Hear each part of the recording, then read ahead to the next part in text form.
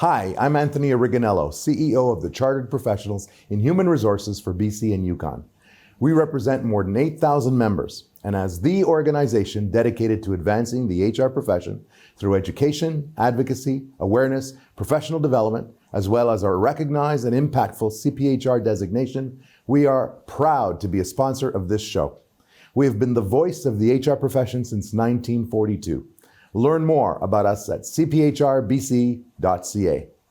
In this edition of Careers That Matter, I'm joined by Kevin Howlett, the past chair of Chartered Professionals in Human Resources, BC and Yukon. Kevin, welcome. Welcome. Good to be here. You spent your career in human resources.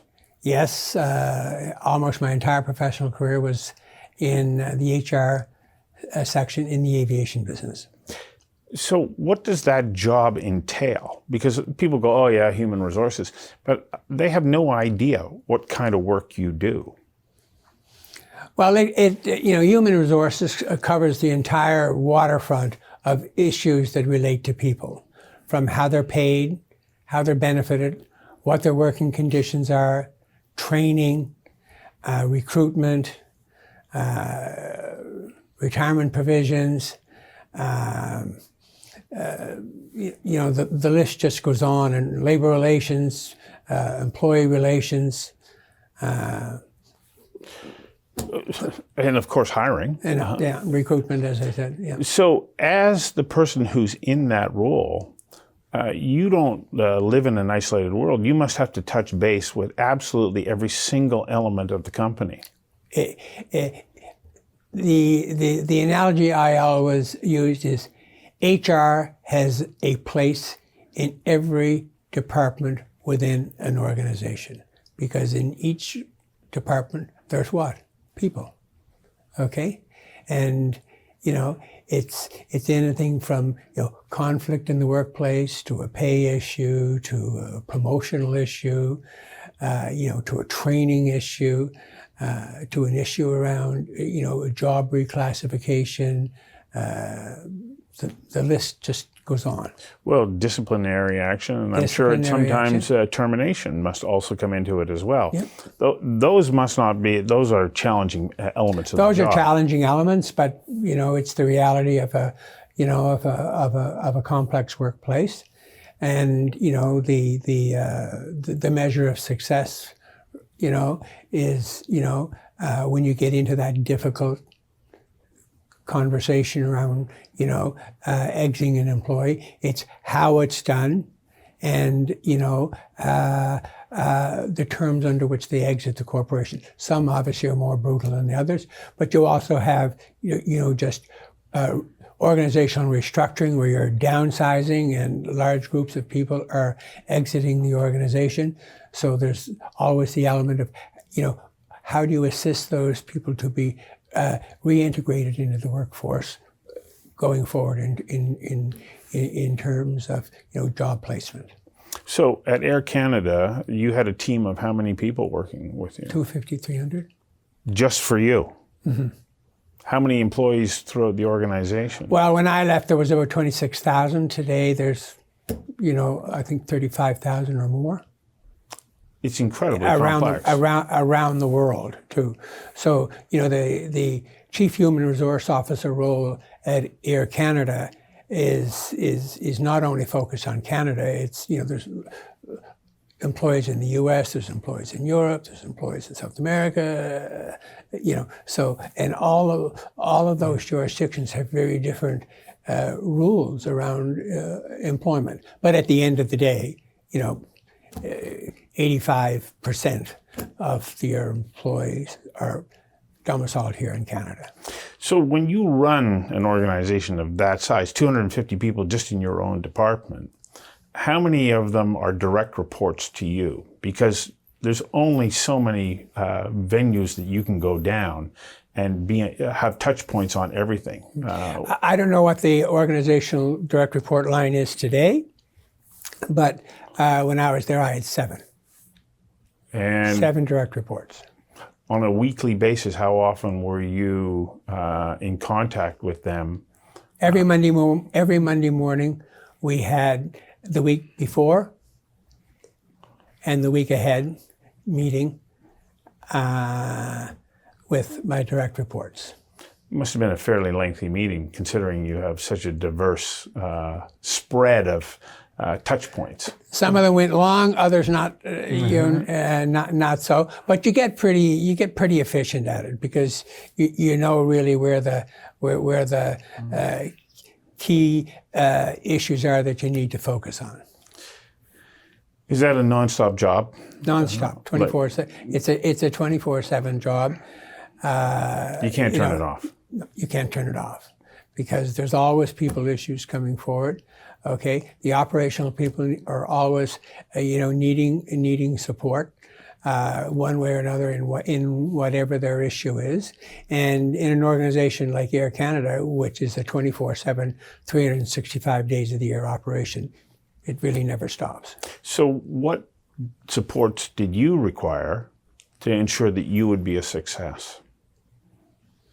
Well, the very first thing is to have a good team around you. There's no question. You're only as good as the people who you work for. I was particularly privileged to have some exceptional human resource talent around me, whether it was in the area of pensions, whether it was, in the area of benefits, whether it was in the area of labor relations, training, whatever, medical services. That's on the job, but you also have a home life. Yes. You must have to have appropriate support there too, because it sounds to me like at any given moment your day could have been interrupted. You are subject always to being interrupted. Anytime. I think that just goes with the territory. But I would have to say that given that you have a strong team with you, and that that you have a bench that's strong enough and deep enough to handle a large portion of the issues that come their way, the amount of issues that come your way, I think are fairly manageable. They were for me anyway. How long were you in that role? Well, with Air Canada, I was in a senior HR capacity with Air Canada dating back to 2002. Mm-hmm. Prior to that, I was a part of the regional network, where there were multiple regional carriers across the country. And that was probably one of the more complex human resource exercises that I was involved in, where we took, all of the regional carriers that were in existence at the time, from Air Nova, Air Alliance, Air BC, Air Ontario, and Canadian Regional at the time when Air Canada acquired Canadian, and consolidated them into one company, what you today know as Jazz. Wow. Okay, so you've got 7 different collective agreements, 7 different policies, 7 different everything, 7 different seniority lists, and you have to put all of that together.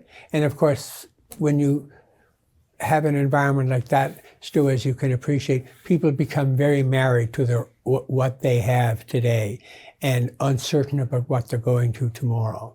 So it's about creating an environment that allows, a dialogue to happen, that we are moving to this place, and here are the benefits of moving there. So I want to shift a little bit to the arc of your career. What was the very first job you ever had where you worked for somebody and they paid you money? For me? For you. It was a fish plant. Doing what? It was processing fish. I grew up in the Maritimes. I grew up in PEI. And I think I was in grade 11 or grade 12. And it was, Mom and Dad said, time for you to get a job. So there was this fish plant in the town where I grew up in. And that's my first job. I should also say, though, it was also the first job I quit. It taught you that you didn't want to do that. Exactly. So you graduate from high school. Did you say, okay, I now have my mindset on a career in HR? No. No, What I were you thinking? I went through university. I got into the airline industry a little bit by accident.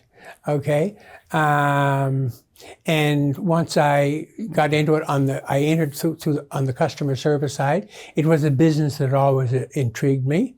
Just the pace at which the business operated. The concept of connecting people always intrigued me. And there are exceptional people who work in that type of industry, and it provides an opportunity to see the world and get a truly global perspective on whatever issues that really interest you. So I started off in that, and then I guess about 3 years into it, I started then my career in HR in a junior role with a regional carrier in Atlantic Canada, and my career progressed with varying increasing responsibilities up to the role I retired from Air Canada with. So was your progression in your career on the job, or did you also early on say, I'm going to take courses that are going to supplement my learning? Yeah. I took specialized courses in HR and labor relations and employment law, through Dalhousie, Queen's University, other institutions who provide those types of services. So we put this together for a variety of reasons. One of them is that young people who are entering into their career can watch these and go, isn't that interesting? But one of the questions that comes up is, what did you discover about yourself as a trait that you have that helped to play a role in your success? I guess for me,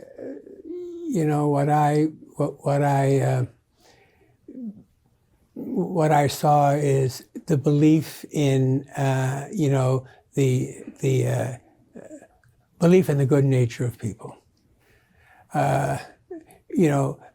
Employees in the vast majority, they come to work to do an honest day's work for an honest day's pay. And what they ask for in return is respect and an opportunity to contribute.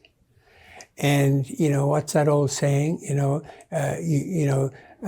You can pay people for their backs, but their minds come for free. And I learned that lesson and saw that many times throughout my career.